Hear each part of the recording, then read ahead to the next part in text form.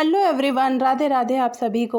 आज मैं आपके साथ शेयर कर रही हूँ कि लड्डू गोपाल की छठी कब मनाएंगे, कैसे मनाएंगे। अगर लड्डू गोपाल का विग्रह नहीं है तो भी आप छठी मना सकते हैं, तो कैसे मनाएंगे ये सारी डिटेल।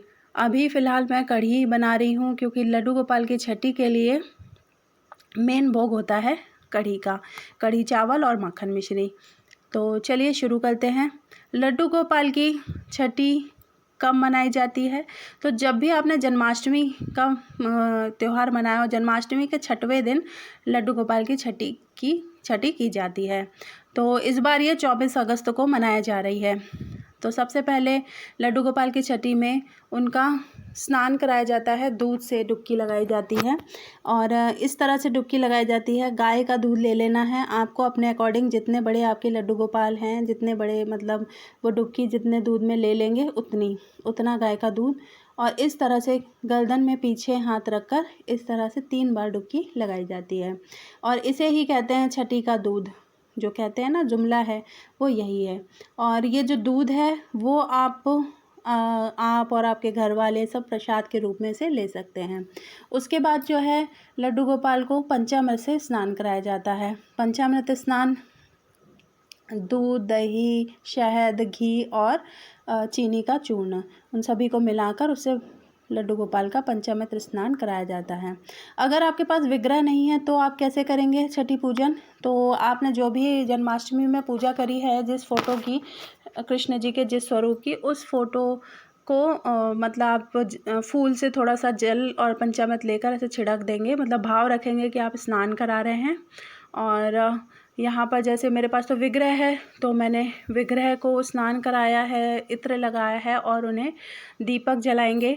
और जैसे फ़ोटो है तो फ़ोटो में भी आप इस तरह से स्नान कराएंगे। और बाकी जो भी चीज़ें आप कर रहे हैं, जैसे कपड़े पहनाने हैं तो कपड़े मैंने यहाँ भगवान जी को पहनाए, लड्डू गोपाल को पहनाऊँगी मैं।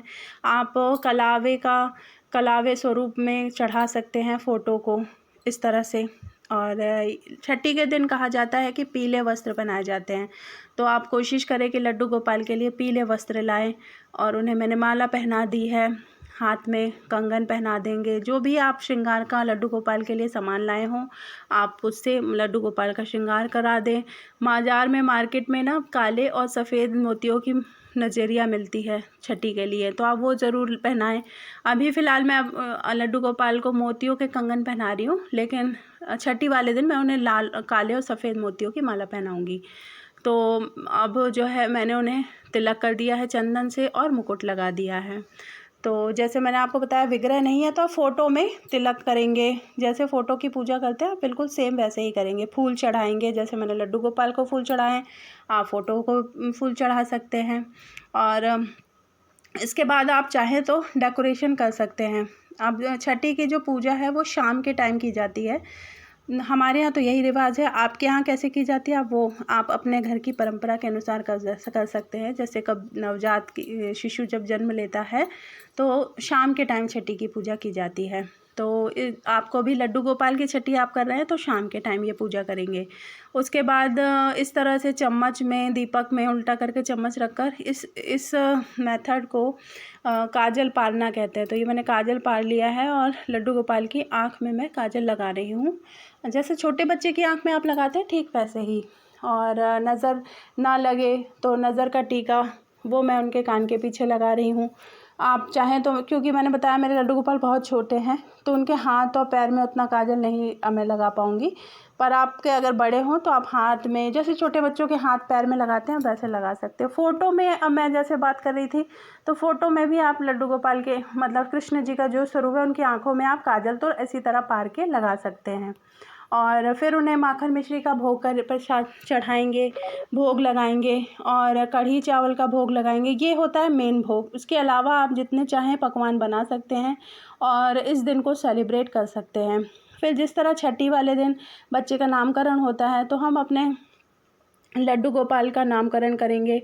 आप अपने लड्डू गोपाल को कान्हा जी, ठाकुर जी या कृष्ण कन्हैया, जो नाम है, इतने सारे नाम हैं हमारे ठाकुर जी के, कृष्ण भगवान के, तो आप जो उनमें से कोई एक नाम चुनकर इस दिन आप अपने लड्डू गोपाल का नाम रख सकते हैं। तो इस दिन उनका नामकरण भी किया जाता है।